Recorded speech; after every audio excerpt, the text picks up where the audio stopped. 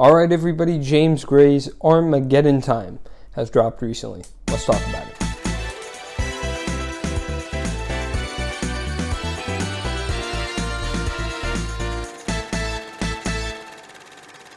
So folks, what is Armageddon Time? Essentially, it is a story somewhat about, there's this whole trend recently of directors telling stories based on their childhoods, and so it's a little bit of that. James Gray growing up in a 1970s New York Jewish family with race issues in New York. I don't remember the exact borough. I was tempted to say Brooklyn, but I don't know if that's true. Anyway, so that's what Armageddon Time is, and let's talk about why I didn't love it. First thing I wanted to just cover here, I mentioned it a little bit in that last section, is that this seems to be a part of a new trend, a rising trend in Hollywood, which is directors telling stories based on their pasts. You had it with Belfast really prominently last year. The Fabelmans comes out later this year, certainly a little bit along the same lines, so I'm hoping that one's does it a little differently because he's Spielberg, he's the master. And so Armageddon Time follows in the footsteps of a film like Belfast. I thought they were very similar in a lot of regards. There is some different stuff here, of course, different director, different vision entirely, but at the end of the day, when you boil it down, pretty similar premise. Some things I liked here, I would say the performances. Obviously, you have a hell of a cast here. Anne Hathaway and Jeremy Strong as the parents are very, very good. Banks Rapita in the performance the young child, Paul Graff is his name, is very good, and then his friend as well, Johnny, is all these actors are doing very well. The standout is absolutely Anthony Hopkins as the grandfather. He is, they say in the movie that he's the heart of the Graff family, and I think they did a good job of carrying that into him being the heart of the film, because every scene he's in is just brilliant. And I think, obviously when you get an actor as high caliber as Anthony Hopkins, he's bound to be good. And I do think he really carries just so much heart of the film. I'm going to put this hat on because the lamp is like beaming into my forehead.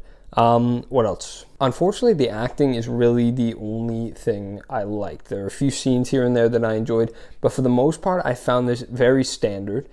And I thought that the themes specifically, I had two main problems with the film. So I guess I'll get into the first one now, which would be the themes of Armageddon Time. The film is trying to explore a lot, but I really feel like the main thing it's trying to tackle here is racism, inequality, specifically as it relates to black people and Jewish people.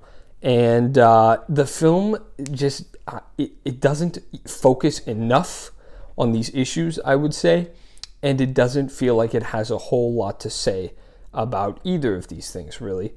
And unfortunately, it just falls a little flat. The message doesn't particularly leave a lasting impact, at least it didn't on me as an audience member.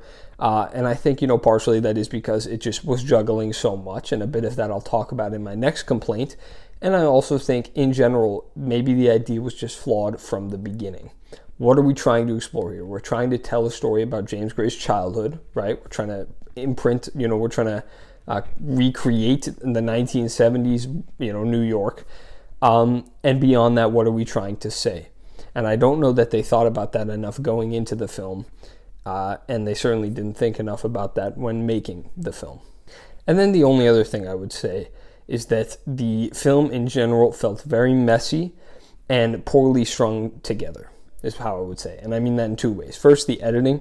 I thought in general there were some very odd transitions, and some scenes were just far too long. The pacing really hurt by the editing and the lack of cutting in some places, and too much cutting in others, frankly.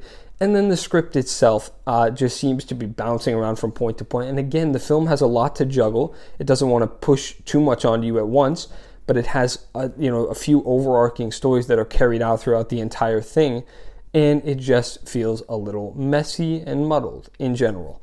And I think that hurts the film quite a bit. Overall, did not love James Gray's Armageddon Time. This may be a little harsh, but just because it was such a messy film, the themes really lacking here, and in general very standard, right? Like, this is not anything new. It's not going to have any major impact. Certainly didn't impact me very much, and I didn't even really enjoy it. So I am going to be giving James Gray's Armageddon Time a C, for all the reasons above. All right, folks, I've been EDP's Reviews. You've just been the absolute best. I will see you in the next video. Let's hope The Fabelmans is better than Armageddon Time.